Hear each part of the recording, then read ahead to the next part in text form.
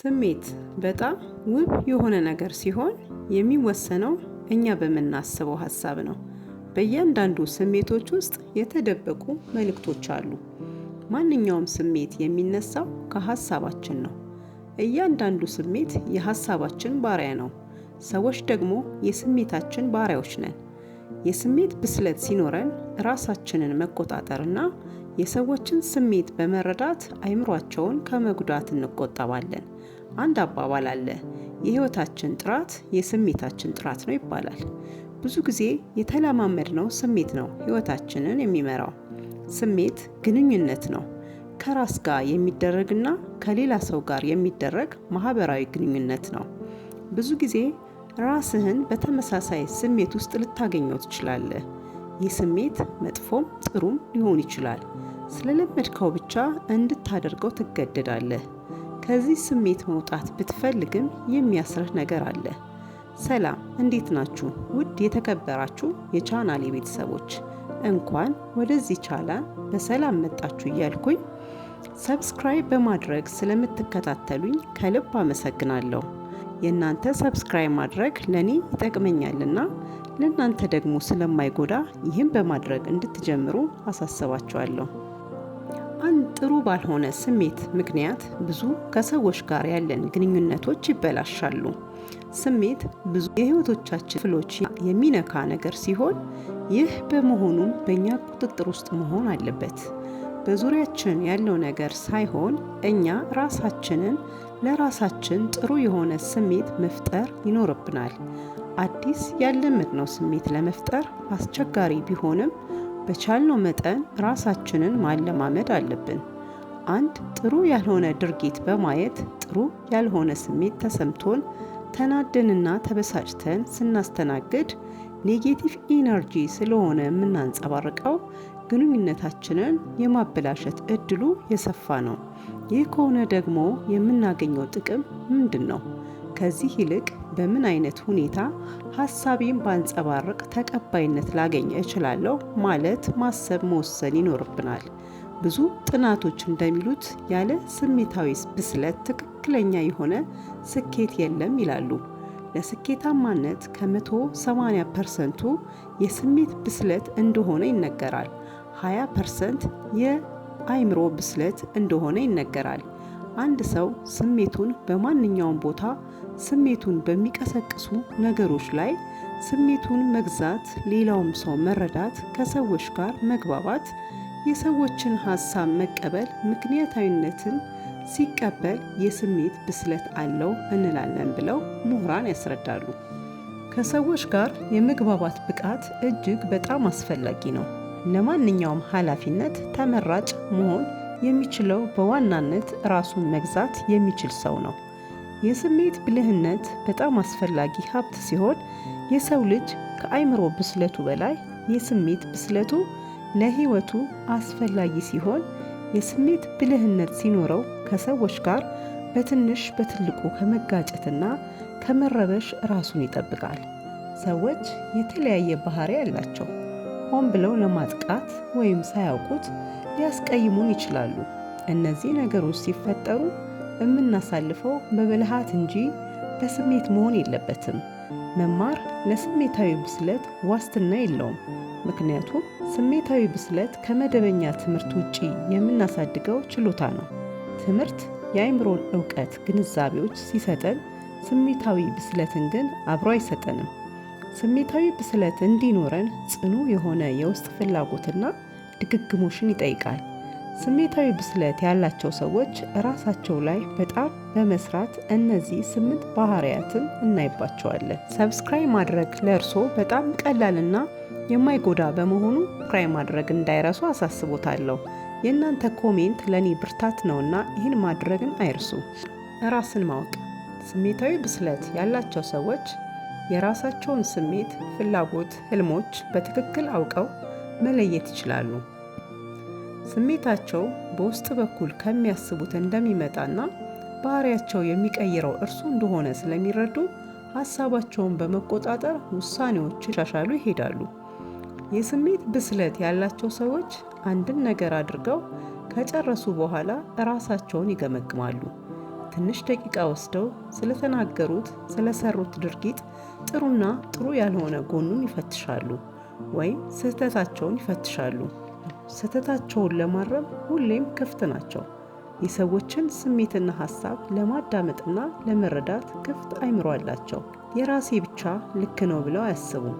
እስቲ የሌላውን ስሜት ልስማ ብለው ለመረዳት ያደምጣሉ። እርሶስ ይህ ባህሪ አለኝ ይላሉ? ሁለተኛ፣ ሰዎች ላይ የማይፈርዱ ናቸው። የራሳቸውና የሰዎችን ስሜት አቅለው አያዩ።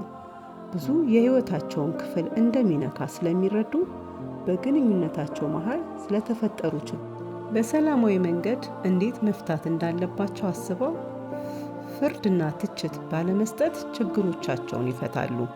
በማህበራዊ ግንኙነቶቻቸው ሌሎችን አእምሮን በማይጎዱ ቃላት ሳይነቅፉ በርህራሄና በይቅርታ በዛ ሰው ጫማ ውስጥ ሆነው በመመልከት በመረዳት በግምት ባለመፍረድ አዳምጠውና ተረድተው ጥሩ የሆነ ግንኙነት መተማመንን፣ ደስታን ይፈጥራሉ። ነገሮችን በቅንነት በርህራሄ ስለሚመለከቱ ጥሩ ግንኙነት መፍጠር ያስችላቸዋል። ታዲያ እርሶስ ምን ያስባሉ? ይህ ባህሪ አለኝ ይላሉ? ሶስተኛ፣ ክፍት አእምሮ አላቸው። በስሜታቸው የበሰሉ ሰዎች ክፍት አእምሮ አላቸው። ከራሳቸው ውጪ የሰዎችን ችግር የመረዳት አቅም አላቸው። ራሳቸውን ብቁ ነኝ ብለው ከመመልከት ይልቅ አዳዲስ ሀሳቦችን፣ አስተያየቶችን፣ እውቀቶችን ይቀበላሉ። ይህም የአእምሮ እውቀታቸውን፣ የሥራ ሁኔታቸውን ያሻሽልላቸዋል። ክፍት አእምሮ ያላቸው ሰዎች ለሰዎች፣ ለሁኔታዎች ቦታና ትኩረት በመስጠት የተለያዩ ሀሳቦችን ለመቀበል ፈቃደኞች ናቸው። የያዝኩትና ያወቅኩት በቂ ነው ብለው እኔ ብቻ አዋቂ ነኝ ብለው አያስቡም። ከሰዎች ጋር በጋራ መወያየት መተማመንን፣ ለዘብተኛ በመሆን ከሌሎች ጋር ጠንካራ ግንኙነትን በመፍጠር የተወሳሰቡ ችግሮችን አብረው ይፈታሉ። ሰውን ለመርዳት ይሞክራሉ። እርሶስ ይህ የስሜት ብስለት ምልክት አለኝ ብለው ያስባሉ? አራተኛ፣ ትህትና። በስሜት የበሰሉ ሰዎች በስሜታቸው አይኮሩም። በሰዎች ስኬት ደስተኞች ናቸው። የስኬታቸውን ምንጭ ፈጣሪ እንደሆነ ስለሚያምኑ አመስጋኞች ናቸው። ራሳቸውን ከሌሎች ጋር ሳያወዳድሩ የራሳቸውን ጠንካራና ደካማ ጎን እየፈተሹ ያለ ትምክህት ለማሻሻል ይጥራሉ። ባላቸው ነገር ጎልተው መታየትን፣ ራሳቸውን ከፍ ከፍ ማድረግንም አይፈልጉም። ትህትና ያላቸው ሰዎች ስህተት ሲሰሩ አምነው ለመቀበል ፈቃደኞች ናቸው። የሰዎችን ምስጋናና እውቅና ሳይፈልጉ ለማሻሻል ይሞክራሉ። እርሶስ ይህ የስሜት ብስለት አለኝ ብለው ያስባሉ? አምስተኛ፣ አድማጮች ናቸው። የስሜት ብስለት የሌላቸው ሰዎች አድማጮች አይደሉም። ቶሎ የመቆጣትና የመናደድ ስሜት ስላላቸው ታግሶ ሰዎችን እስከ መጨረሻው ሀሳባቸውን ማድመጥ ይሳናቸዋል። ነገሮችን በቅንነት ከመረዳት ይልቅ ገማቾችና እንዲህ ሊሉ ፈልገው ነው ብለው በማሰብ ስለሚከፉ ስሜቱን ተቋቁመው አያዳምጡም። በዚህ ምክንያት የሰዎችን ስሜት አይረዱም። የስሜት ብስለት ያላቸው ሰዎች በየቀኑ ራሳቸውን ማሳደግ ስለሚፈልጉ በትዕግስትና በፍላጎት በትኩረት ያደምጣሉ። ድክመቶቻቸውን ለማረፍ ፈቃደኞች ናቸው። ታዲያ እርሶስ ምን አይነት ቦታ ኖት? ይህ ስሜት አለኝ ብለው ያስባሉ? ስድስተኛ፣ ፍቅር ሰጪዎች ናቸው። የስሜት ብስለት ያላቸው ሰዎች በዙሪያቸው ላሉ ሰዎች ፍቅርን የሚያሳዩ ሲሆኑ በተለይ ለልጆች ፍቅርን የሚያስተምሩ ናቸው።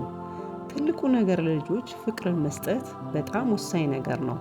ልጆችን ስላቀፍናቸው ብቻ ፍቅር ሰጠናቸው ማለት አይደለም። ችግሮች በተፈጠሩ ሰዓት በፍቅርና በርህራሄ የመፍታት ብቃት ማዳበር አስፈላጊ ሲሆን፣ ስሜታቸውን የሚረብሻቸውን ነገር ሲፈጠሩ በቁጣና በስድብ ሳይሆን በፍቅርና በርህራሄ መፍትሄ ያስቀምጣሉ። ምክንያታዊ ነገርን ቀድሞ አድምጠው ተረድተው ማሰልቸት በሌለበት ምክር፣ ሀሳብ በመግለጽ ለማሳወቅ ይሞክራሉ። እርሶስ ይህ ባህሪ አለኝ ይላሉ? ሰባተኛ፣ በጎ አመለካከት አላቸው። እነዚህ ሰዎች ሰብአዊነት የሚሰማቸው ሰዎች ናቸው።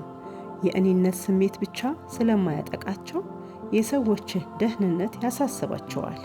ለሌሎች ለመኖር ዓላማ አላቸው። በርህራሄ የተሞሉ ናቸው። የተፈጠሩ ነገሮችን በበጎ ማሰብ ይፈልጋሉ። ሆን ብለው መልካሙን መፈለግ ይወዳሉ። እነዚህ የስሜት ብስለት ያላቸው ሰዎች ወደ ፈጣሪ መንገድ መንፈሳዊነትን ይመርጣሉ። ታዲያ እርሶስ ይህ ስሜት አሎት? ስምንተኛውና የመጨረሻው ከሰዎች ጋር ተግባቢ ናቸው። በስሜት የበሰሉ ሰዎች በህብረትና በግል ህይወታቸው ራሳቸውን በመግራት በመስማማት ይኖራሉ። ዕለት ዕለት ይህ ባህሪያቸው ቆም ብለው ይገመግማሉ። ህይወትን የሚኖሩት ከህብረተሰብና ከቤተሰቦቻቸው ጋር በመሆኑ የራሳቸውን ባህሪ አውቀው የሰዎችንም ስሜት ተረድተው ስሜታቸውን ይገዛሉ። ከሰዎች ጋር መግባባት መቻል ማለት ከቤታችን ውስጥ ጀምሮ በስራ በሁሉም ቦታ መግባባት መቻል ነው። ከመናገራችን በፊት ስለሚመጣው ችግር አስቦ መጠንቀቅ መቻል ማለት ነው። የስሜት ብስለት ያለው ሰው ቆም ብሎ ራሱን ይጠይቃል። ብዙ ግንኙነቶች ባለመግባባትና ጭቅጭቅ እንዳይፈጠር ይጠነቀቃል። ጮሆና ተናዶ በመናገሩ አይምሮ ፕሮግራም እንደሚያደርግ ልማድ ሆኖበት ግንኙነቱን እንደሚያበላሽ ስለሚረዳ በተጨማሪ የልጆቹን ስሜት ከመጉዳቱ ባሻገር እነሱም ጮሆ ተናዶ መናገር እንዳይለምዱ ከእነሱም ነገ እንደሱ እንዳይሆኑ ይጠነቀቃል። በስሜት የበሰሉ ሰዎች በማህበራዊ ሁኔታዎች ተመራጭ ናቸው። በስልጣን የመጀመሪያ ደረጃ ተመራጭ ያደርጋቸዋል። በሰዎችም ተወዳጅና ተፈላጊ ያደርጋቸዋል። በአጠቃላይ ስኬታማነት በጣም ቅርባቸው ይሆናል። ታዲያ እርሶስ ይህ የስሜት ብስለት ደረጃ አለኝ ብለው ያስባሉ? ለዛሬ የያዝኩላችሁ ሀሳብ ይህን ይመስላል። ተከታተሉኝ ከልብ እያመሰገንኩኝ ይህ ቪዲዮ ከጠቀማችሁ ቻናሉን ሰብስክራይብ እያደረጉ ቤተሰብ በመሆን ያግዙን።